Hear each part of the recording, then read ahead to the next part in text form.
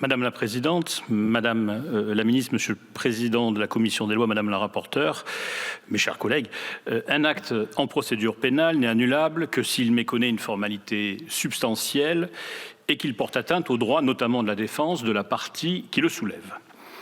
Le législateur, il y a longtemps, a mis en place un mécanisme dit de purge des nullités afin que ces dernières ne soient pas soulevées de façon dilatoire, voire pour la première fois le jour même de l'audience, alors que les actes d'enquête se sont depuis poursuivis depuis l'acte vicié et seraient donc devenus inutiles.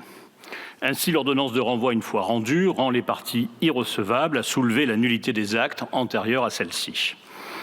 Le Conseil constitutionnel, dans une décision du 28 mars 2023, a censuré ce dispositif en ce qu'il ne contient pas une exception en faveur des personnes qui n'auraient pu avoir connaissance des irrégularités éventuelles. Les conséquences de cette décision laissent courir le risque de voir les nullités soulevées très tardivement dans la procédure, perturbant l'audiencement des affaires, audiencement qui est déjà chaotique et à flux tendu au sein, je crois le dire, de toutes les juridictions. Il était donc important d'adapter notre régime dit de purge des nullités à la décision du Conseil constitutionnel. Il s'agit certes d'une nouvelle preuve que ce dernier devient de plus en plus un co-législateur, mais ça c'est un autre débat, nous en conviendrons. Le groupe Rassemblement national sur le fond est naturellement favorable à cette proposition de loi qui sauve un mécanisme qui est cohérent. Il est en effet logique qu'une partie soulève une nullité lorsque celle-ci lui cause un grief et affecte ses droits, et dès qu'elle en a connaissance, et non pas quand elle le souhaite, voire même le jour de l'audience. Le mécanisme de purge connaîtra donc désormais une exception lorsque la partie n'était pas en mesure de connaître la nullité et que sa défaillance ne procède pas d'une manœuvre ou de sa négligence.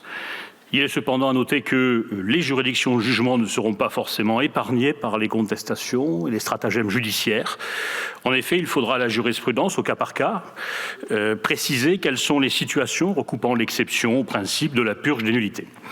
À ce propos, nous considérons qu'il eût été préférable d'exclure de l'exception les parties qui sont en fuite, qui ne répondent pas aux convocations du magistrat instructeur ou des enquêteurs, munis d'une commission rogatoire. Mais en l'état, et vu l'urgence, le groupe Rassemblement national votera en faveur de cette proposition de loi qui, si pour reprendre vos termes, Madame la rapporteure, n'est pas glamour, n'en demeure pas moins extrêmement utile. Je vous en remercie.